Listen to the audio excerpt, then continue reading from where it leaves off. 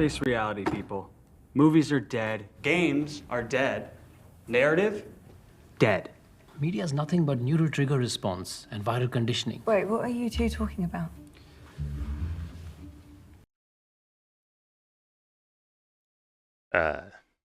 Does You anyone gotta want? spend money on something, Jordan. Come on. Anybody want to go? Please go ahead. You're in the room out. I don't even know what to say. I'm trying to think. I guess I watched the movie. It wasn't bad. That wasn't a bad No, movie at all. I didn't dislike what I saw. It's just it seemed cooler that it was happening than what was actually happening. That makes Mhm.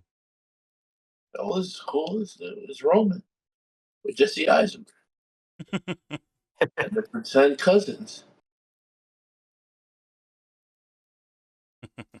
No, it's a little light on story. I mean, not story on specifics, but yeah, I enjoyed it. I recommend. Yeah. Reminds me of fucking kind of a walkabout film, Before Sunrise. One of my favorite movies of all time. I think where it's just kind of a conversation movie. Not really.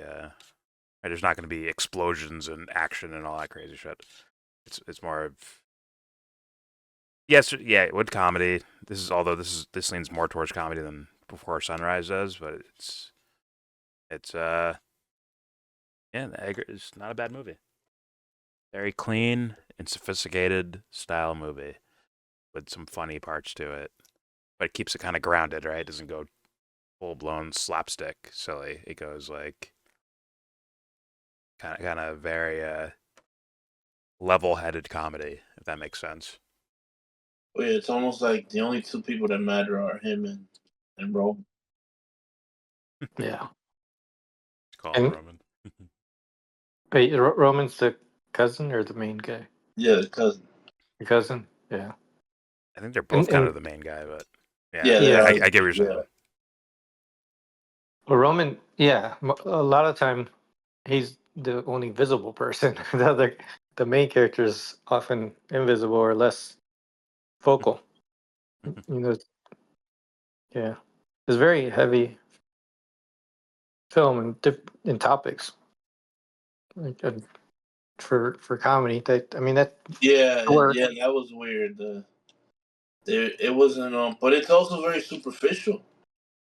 yeah, I could see that It's too. almost like How do you it's mean? just like what'd you say? What's that? Like, how do you mean?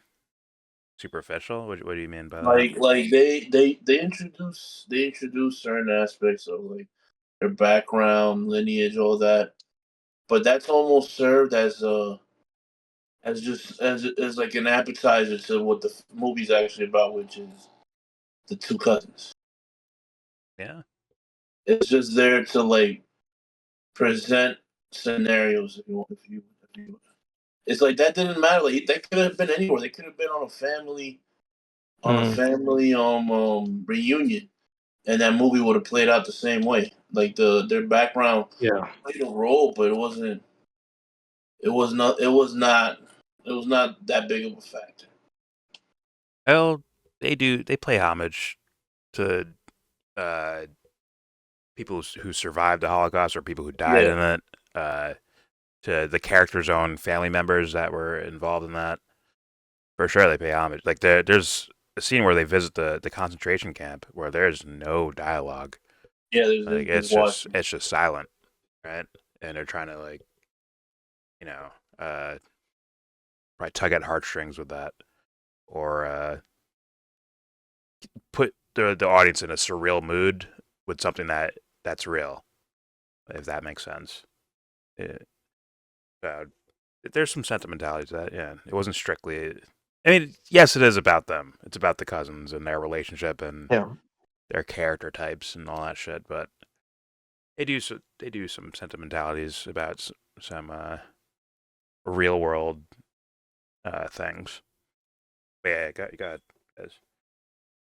No, well, I mean, like it's just the elephant in the room. I mean, like even if they want to discuss with like current events too, but that might be that's probably nitpicking. I also saw it like two separate topics.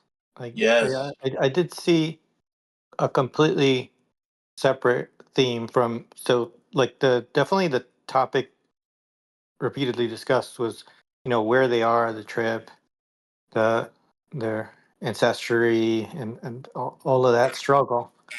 But the whole dialogue between the two, they were very intentionally, I don't know what the word is, but like very different people, different personalities. And their personality types are so different. It kept making me think about Fight Club and how different the two characters were that were, well, in that movie they were one person, but they were two sides of a personality. In one, you end up seeing that it's actually a repressed version of Hmm. the, they're actually the same person. And so it felt like he was a character that was also there, but very much a tool to drive the conversation, to bring up these things that are inside. So like that felt like, Yeah. in that sense, it could have taken place anywhere, and those same struggles can still happen. But the settings that they used were to explore, like, how should I feel about this? Like I guess, like the themes of, like, well, it happened a long time ago, but it is part of them. Like, how do I feel about it now? And they showed different perspectives, like, um of how the others reacted to it, or are they okay with, like, being on a train, like, comfortably, or should they feel uncomfortable? Like, how am I supposed to feel about this, like, that whole experience? And uh I mean, that's even a part of mourning, because they're paying respect to their grandmother. Yeah. And like, when those things happen, there's a lot of mixed feelings of like, how do I take this, right? Like, there's mourning has this conflict. Mm. Yeah.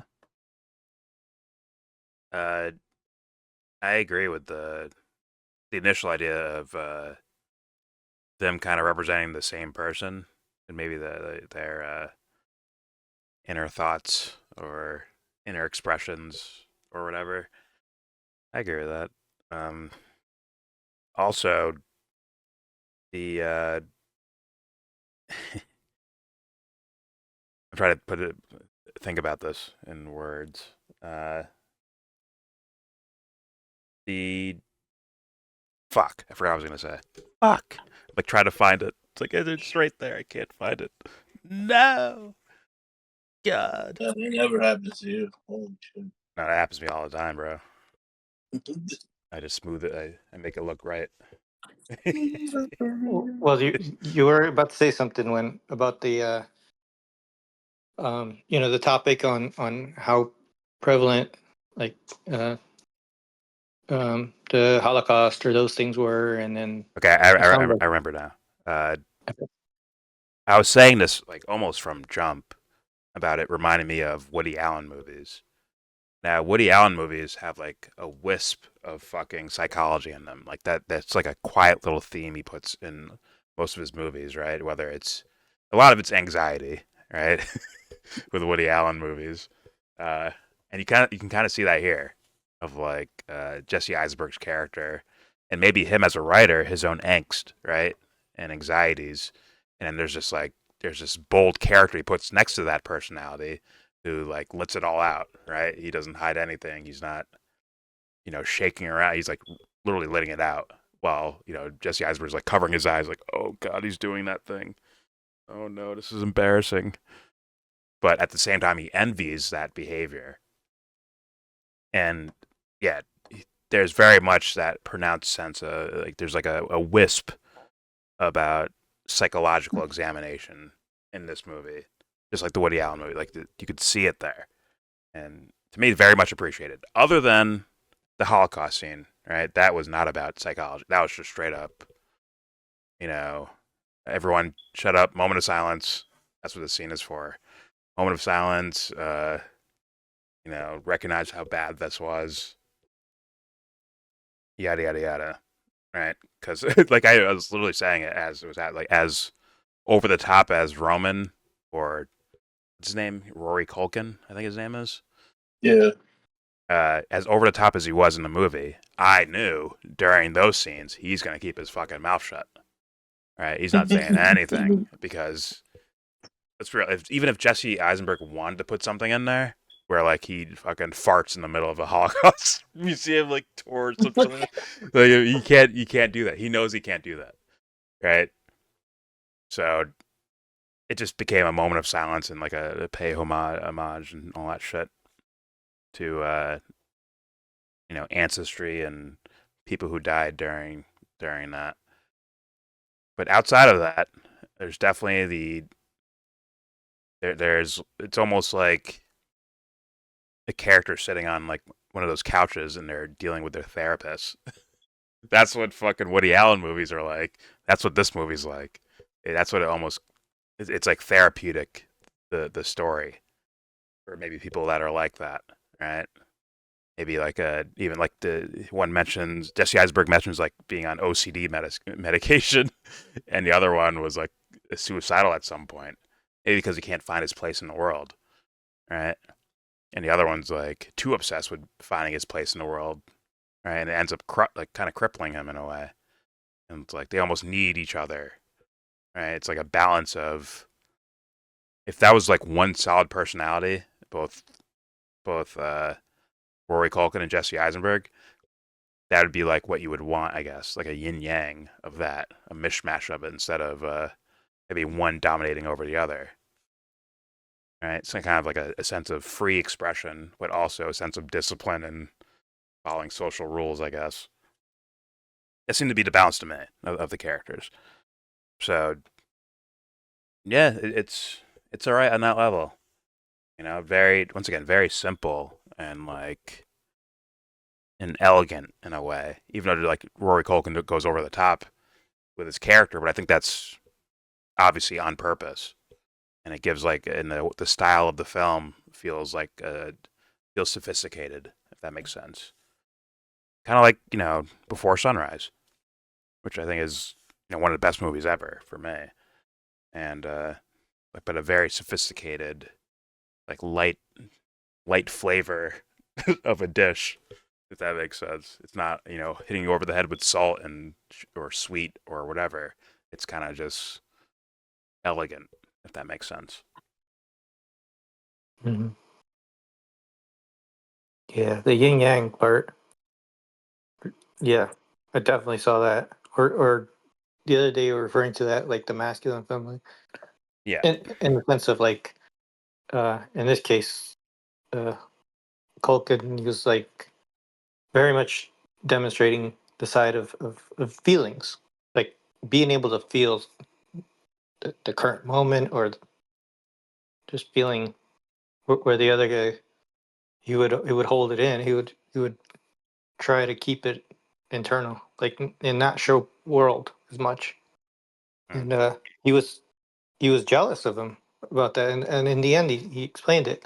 Like a scene for me that really stood out about like that when they were saying goodbye, they mainly just said goodbye to the Culkin character, and the other guy is just like whatever. Even though he was like seen as somewhat like causing trouble or a troubled person, they were all speaking negatively about him, but they said bye to him, and the other guy was like practically not there. They And at were the end, apathetic. They were apathetic to this. Yeah. yeah, he's just he's basically just there, but like they didn't have the same connection with him. And at the end, he does mention like you see the jealousy he has that Jesse has of him because he says like you light up a room, even though like he says you shit on it like right after, but that first part he's jealous. Yeah. He wants more of that himself. Yeah. That's why they're like together would almost represent like maybe Jesse Eisenberg's idea of like someone who's got their shit together, someone who can authentically express themselves, but also not, have an entire restaurant staring at him for like, is that guy crazy? What's wrong with him? Type of shit. Which is like, okay, I'm cool with that. It's been done before too, right? Especially like Woody Allen style. Like he made this movie called Melinda, where it's like almost like alternate realities of the same person, where they're kind of showing that dichotomy of personalities in a way. And so, yeah, that's interesting. It doesn't go too far to where it would make this like an epic fucking movie, but it's just like I said, elegant. Oh, this tastes good, but it's not like, oh my god, that's the best fucking meal I've ever had, or oh my god, that's the worst movie. The garlic knot movie. It's appetizing. It's a sophisticated, elegant style movie, ode to yesteryear of indie films. I'm sure me and Jesse Eisenberg are probably around the same age. He's probably seen those same movies I saw, and he puts it into his work. I think he's pretty talented. I think Jesse Eisenberg's pretty talented as a writer director. Just I haven't seen enough to where it's like, okay, now you're on this level, bro. You're on the next level shit. But so far, he's got some creative things, man. Some interesting, creative, even homages to fucking the old style of indie movie, like this one was. So I'm like, you know what? Kudos. And these movies like this, for some reason, in modern day, people can't make movies like even like this anymore. It's just like this isn't some crazy over the top Inception, Interstellar Part 2 type shit. Like no, it's just a simple movie, but yet there isn't like just some dramatic fall off that a lot of newer movies do. I'm like, you know what? Small clap for this. I respect it. All right. Do I recommend this movie? I 100% do. Especially if you're trying to get into film. If you can recognize why this is quality, a movie like this or like Before Sunrise or some of these more conversational movies where there's not a lot of aesthetic things happening, even though there are in this movie, right? Maybe definitely more so than Before Sunrise, where Before Sunrise is like just people walking around and they're like, okay, let's eat some food over here, and it's like very, very, very, very simple like that. But if you can pick out why, this is considered as good and something else could be considered as bad, like if you can point those things out as a film fan, I think, you're on the right track, in my opinion. Or if you're a film school student or whatever the fuck, I don't even know what that means, but yeah, if you can like point out like, okay, here's why this is like quality and something where there's a bunch of razzmatazz happening, a bunch of fireworks and pageantry. We're like, okay, here's why this sucks. And you can point out the story reasons why, right?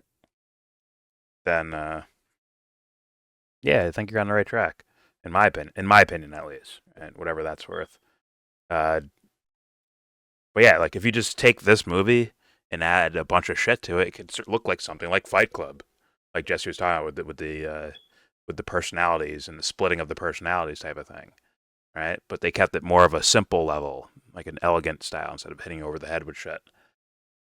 But like, yeah, that's the core of great movies is the simple, elegant story, and then getting crazier as you go, right? You can go crazier with the story, even. Right? This is just a simple version, but you can go crazy with the story and make it special, in my opinion. Like Nosferatu, where there's vampires and blood-sucking vampires and your shadow and yada yada yada. And 100% recommend. My grade? I'm gonna go with 7.5. 7.5 out of 10. Simple, elegant movie. It's solid. It is solid. Nothing crazy complicated happening here, but nothing just so simple either, or like simpleton level simple. It's actually sophisticated and elegant the way it's presented, the way it's done. I keep saying that. Whatever. Solid movie. 7.5 out of 10. What do you guys think? Yeah, I had it at like 7.4. I assume you recommend too. Yeah, I recommend. It's a good point though. It's good to watch if you like if you're interested in trying to become a storyteller. Yeah. I mean, adaptation will always be number one for if you're trying to learn how to like figure out writing and what makes something good versus something that's shitty or something that's great. Like, what's the difference? A movie like Adaptation is probably number one on that list. Let's be honest. But yeah, you got it, Jesse. I'm, I didn't think there was anything wrong with the movie, but I don't see what would drive me to definitely not to rewatch it, but like what I would say, like why to watch it. Uh, I'm like you know, sometimes it's like exploration or themes that they talk about or something, like something they show. I'm not sure what would drive me to rewatch it. Like it wasn't because it's necessarily bad. Just I don't know. Like I'd have trouble. I agree. I Uh, have no reason to watch this again. I just don't. I have no reason to watch this again. But for me, Before Sunrise, I can watch that again for some reason. I think there's a difference. I think. But yeah, go ahead. Oh, that's it. You're just like, I don't plan to watch this again. All right, that's it. Fair enough. Fair enough. Like I don't see a reason for me to rewatch it. All right. Yeah, I agree. There's Before Sunrise. There's Annie Hall or Manhattan by Woody Allen. Like these movies are already there of conversational style, wisps of psychology. Although I think Before Sunrise goes a little bit deeper from Richard Linklater. It goes a little bit further than some of Woody Allen's movies or this movie, I think. But that could be up to interpretation, I guess. But for me personally, I don't feel a need to rewatch this movie. It's not like Jesse was saying. It's not calling it bad. It's just, You got what you needed from. yeah. but I don't even know like how to tell somebody to watch it. Like, like why to tell them to watch it. It like we've seen a lot of bad movies, and there's bad movies that would be definitely lower than this. So like, well, every bad movie would be lower than this. This is not bad, but like, I'm not Yeah. sure the purpose for me on it. Like, Yeah. like would I tell myself to watch it for the first time? I would be like, no. It's like, I think there's subtle things that are worth paying attention, like how to portray a message while being subtle. But then again, I'm talking about like, if someone's gonna write a film type shit instead of for someone's entertainment, like for a viewer just to watch it as a viewer. I think there's something there for that too, but it wouldn't be my first choice.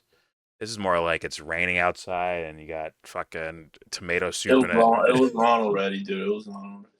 It's only an hour and a half. Like, come on. That shit has to be on already. I'm just saying. You fucking. This has TNT written all over it. You want like, just something relaxing to watch. No, this is not TNT. TNT would never play this shit. This is IFC channel. This is the IFC fucking channel, which is basically for filmmakers, bro. That should be their favorite channel. Or the way IFC used to be is what I mean. The way IFC used to be with no commercials, just movie, show. That where it's like made for like filmmakers basically, or wannabe filmmakers. All right, I think that's where this would fit in very well. And people have to pick out like, why is this movie good versus some other movie where people are just talking the whole time, or different types of comedy or whatever. It's like, if you can point that out, I think that would mean you have an eye for something. Just like you can see that, because Jesse Eisenberg has an eye for something. I've seen a couple of his movies so far. I'm like, this guy has an eye for something. He has talent, in my opinion. So thus, it's worthy on that level. And as far as entertainment for someone sitting down and watching something, I mean, if it's raining out and you got some tomato soup and fucking, grilled cheese or something, I don't know. Maybe you're a little sick. Maybe you're a little depressed. This might work for the darker mood people. Like, if you're in a darker mood, You're like, fuck, I'm not that dark. I'm just saying, like, this would be like a slow-paced, elegant movie that isn't, you're not gonna get like like fucked up from seeing like crazy CGI animation and shit. You're like, oh, thank God that fucking shit is not in here. It's just people talking, and there's sad things, there's happy things, there's funny things, there's not so funny things, whatever. That's probably the mood, right? A millennial's dream. That's what we call this movie. It's like right there. It's like right there. So Yeah, I agree with the like from if you're just like trying to understand film, there's some things to like this is a good one, almost instructive. Like you can really go through a lot of the details that they put together, and and those things weren't they were they're yeah, it's good for that reason, just less for the entertainment part Hmm. because also that the topic was pretty heavy. if you're a darker mood person, I think you'd be entertained by this. But the idea of entertainment is kind of the wrong word, because the darker moods are not looking for entertainment. They want to hear meaning. That's the thing they're looking for, is meaning. And I think this movie would provide that without, once again, hitting you over the head with fucking batarangs and backflips and sci-fi weirdness and all that crazy shit. It's just more about characters. That's the cool thing about these kind of dry indie movies is characters. You learn to like characters. Or even if you're doing it for educational purposes, you're learning, like, okay, what makes this, like, how's this guy putting characters together, right? That makes them distinct and also interesting at the same time. Like, how do you pull that off as a writer? It's like, okay, something like this would really pull that off. Yeah, I think it's worthy on that level. And also the darker mood shit I said before. So it's, I 100% recommend. It'll be like 20 years before I ever watch this again. Like, you'd have to be like, oh yeah, that movie. Like, if I'm hanging out with someone, like, oh, I've never seen that movie. I'm like, oh, we can watch it. Sure. 20 years has passed and I forgot exactly everything about it. So we can rewatch it and I can explain why I liked it or something or whatever. But for me, like, and this is not a 2 months from now movie I rewatch. This is not even a year later I rewatch. It's gonna be like, yo, I saw that already. Not watching it. That's what it's gonna be. Like, it is what it is. But in 20 years, I'm like, hey, talking to like writers or something. Hey, you should watch this. Check it out. But it is what it is. All right. That is our review for, what's the name of this fucking thing? Real Pain. Is it Real Pain? Yeah, it is. A Real Pain. I didn't even say the title. There you go. And the title plays a role in the movie too. Look at that. Very traditional. There's our review for A Real Pain. Apparently Oscar bait. I wouldn't know why, but I kind of get it. Maybe it's the Holocaust shit. It's the Holocaust shit. Yeah, Oscar bait because movie stuff nowadays. Fired. This movie could fall into that discussion. I mean, if it's about Nazis, the Holocaust, slavery, It's not a good shot. maybe gay or trans might fall in that category too. I don't know. Then you are Oscar worthy. Otherwise, fuck off. Fuck you, Dark Knight. Best movie of that year and probably the following 20 years after. Whatever. There's a review for A Real Pain.